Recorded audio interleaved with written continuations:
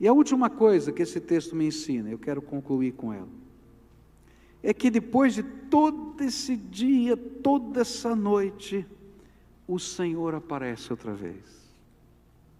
E algumas coisas revelam a sua presença. Primeiro, um braseiro,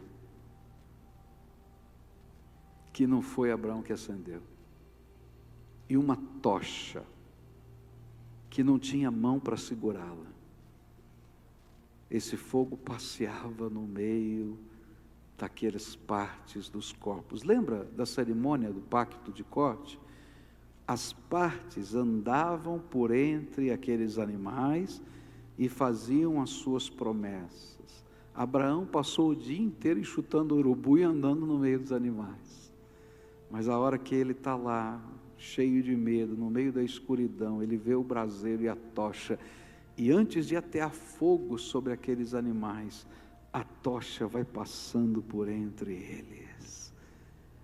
Deus está assinando o contrato, Deus está assinando a escritura. Consegue visualizar isso? É tremendo. Talvez para mim não tenha o mesmo significado que tenha tido para Abraão. Naquela hora ele viu aquilo, ele entendeu, fazia parte da sua cultura. Deus está passando aqui, Deus está passando aqui, Deus está passando aqui, Deus está passando aqui.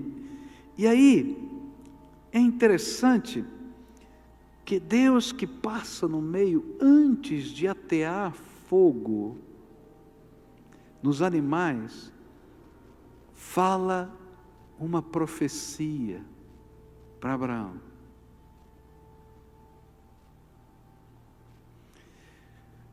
E ele começa a dizer: teus descendentes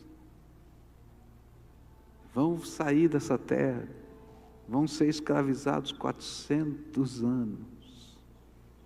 No final desses 400 anos, eu vou tirá-los de lá, e aquela terra que os oprimiu, eu vou castigar. E vou trazê-los de volta para essa terra, porque eu só vou poder tratar e destruir, como vou destruir os amorreus e todos esses povos, quando o limite da iniquidade chegar na vida dessa gente. E então eu vou cumprir a minha promessa. E o quinto conflito que está no coração de Abraão, que Deus está vendo e Abraão não via, era o conflito diante do tamanho dos projetos de Deus. Como nós somos seres limitados no tempo, normalmente nós vemos o que Deus quer fazer na perspectiva da nossa própria vida.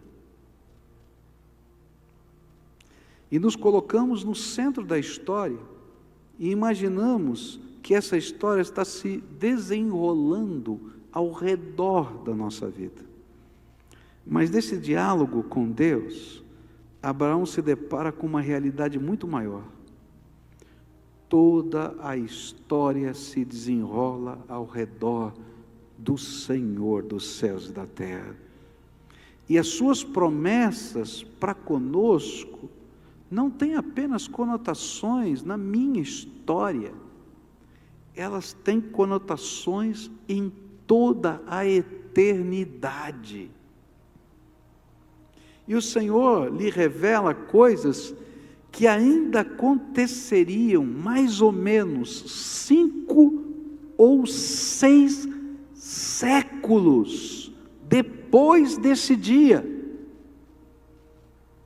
400 anos de prisão, mais a idade dos filhos, Isaque e Jacó, e mais a idade de Abraão. Abraão vai falecer com 175 anos.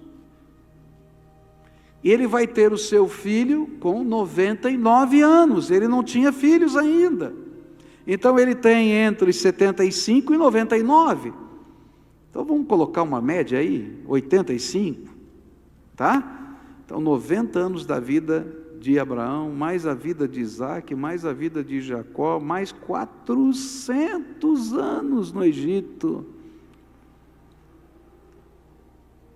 Deus está revelando coisas de 5 ou 6 séculos para frente. E Deus está dizendo para Abraão: Abraão, você não é o centro do universo.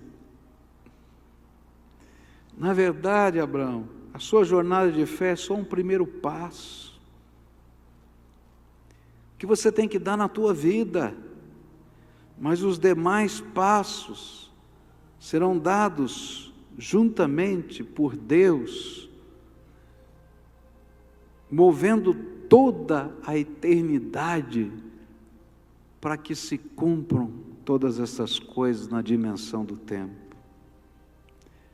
Abraão, você não é o centro do universo, o mundo não orbita em torno de você, mas você, Abraão, precisa orbitar em torno do Deus Todo-Poderoso e do seu Filho Jesus.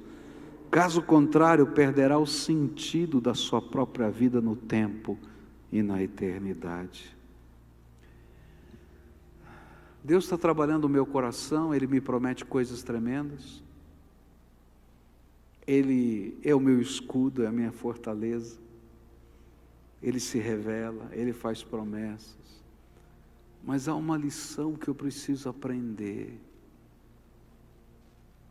Deus não é o gênio da lâmpada, que está aqui, se eu esfregar direitinho a lâmpada, Ele é obrigado a me dar os 3 desejos. Ele é o Rei dos Reis, Senhor dos Senhores.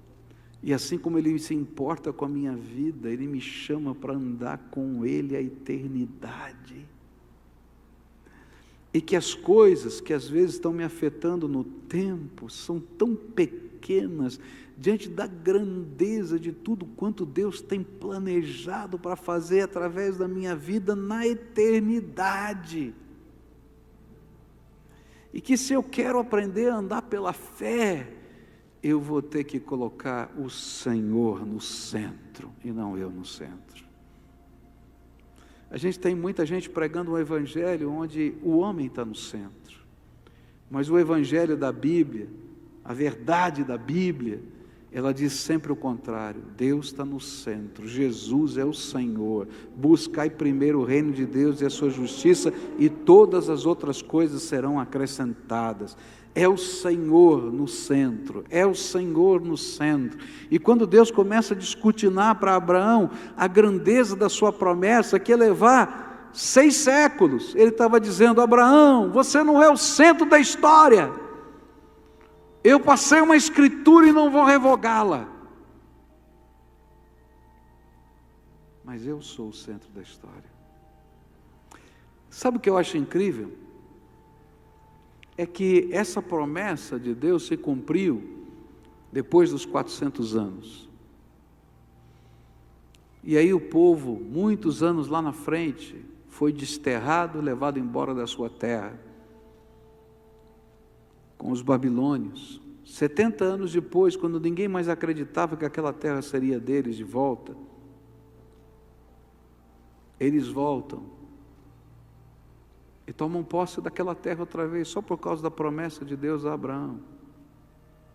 No ano 70 depois de Cristo, até o ano de 1948, faz a conta, a terra onde estão os judeus hoje, nunca foi deles, e ninguém acreditava que voltaria a ser. Em 1932, Campbell, um comentarista, ele vai escrever sobre essa promessa, e ele diz: eu creio que agora só na dimensão espiritual ela poderá ser cumprida.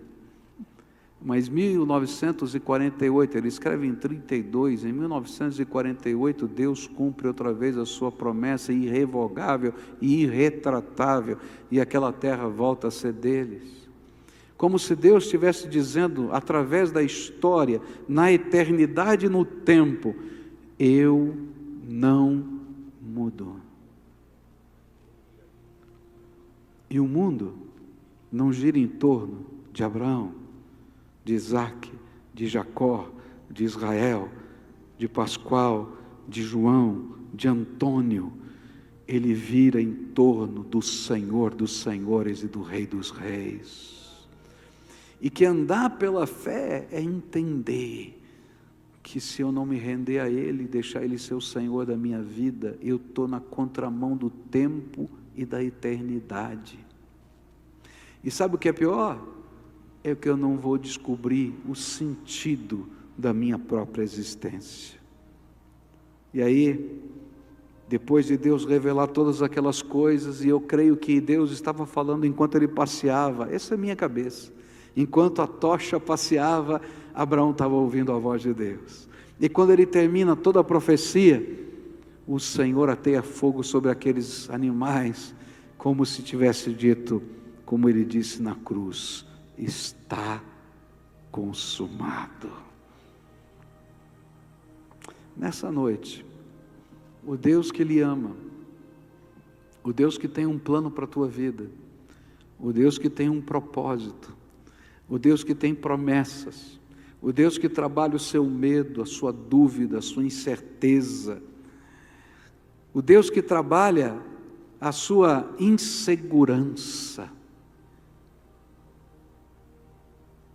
o Deus que está no meio das lutas, até quando você não enxerga, e você passou o dia extenuado, expulsando e enxotando o urubu, é o Deus que está aqui hoje para dizer, eu quero ser o teu Deus, não apenas para construir